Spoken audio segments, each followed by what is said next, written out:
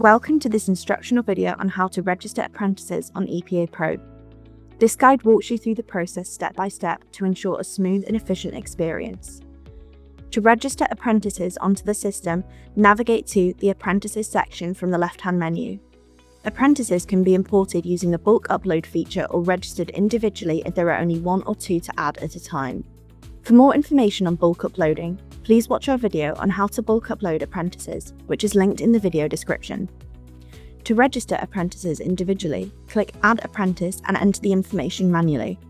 There are several tabs to complete. The Apprenticeship Details tab refers to the specific program the apprentice is on. The provider field defaults to your provider's name, and the employer field can be completed by selecting the employer that your apprentice works for. This links the apprentice to the employer, enabling the employer to see updates. Before registering a learner, it's important to ensure that their employer has already been added to EPAPro. If the employer has not yet been added, we recommend watching our video on how to register an employer on EPAPro with TQ UK. Next, under the Standard column, select the standard the apprentice needs to be registered on. If there are any specialisms for that standard, they will appear in the Specialisms menu. The cohort ID is not required but can be added for finance purposes.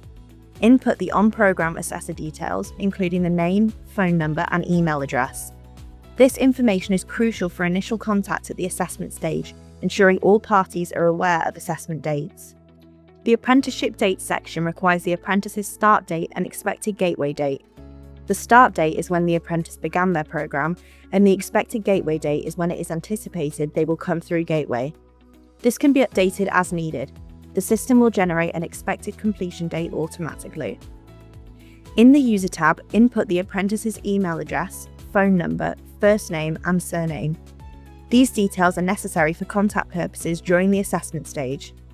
If the apprentice is to have an account on the system, enable the Login using username and password toggle to allow them to log in using a username and password. This option is off by default and cannot be changed after the fact. The apprentice will have limited access, may need to view their dashboard, assessment profile, and support materials. If the apprentice wishes to have their middle name included on their certificate, please ensure this information is entered into the given or family name text boxes. The Apprentice Details section requires specific personal details about the apprentice, such as date of birth and unique learner number, also known as a ULN, which is always a 10-digit number. Ensure this matches the information in the funding model recorded on the ILR. Gender information is also required. If the learner is on a coaching standard and works in a specific sector, utilize the external AOID column for forecasting purposes. If not, leave it blank. The Workplace Details section requires the specific details for the site where the learner works. For example, if the learner is employed by a large nursery group but works at one specific site, this site's details needs to be provided. This information is crucial for scheduling any face-to-face assessments and for sending the certificate upon completion of the apprenticeship. Therefore, it is important to keep these details up to date and accurate. If the learner changes employment at any time, ensure that these details are updated accordingly. Please ignore the Reasonable Adjustments tab, as this information is not processed through EPAPro. Follow the usual process for any reasonable adjustment applications by contacting EPA support at epasupport@tquk.org. Once all the required information is filled in across these tabs, click Save and Continue. If there are any errors, they will be flagged and the relevant sections will be highlighted on their respective pages to be updated.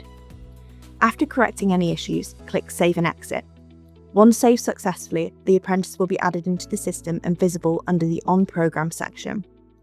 Thank you for watching this guide on how to register apprentices on EPAPro. If there are any further questions, please get in touch, and thank you for choosing Training Qualifications UK.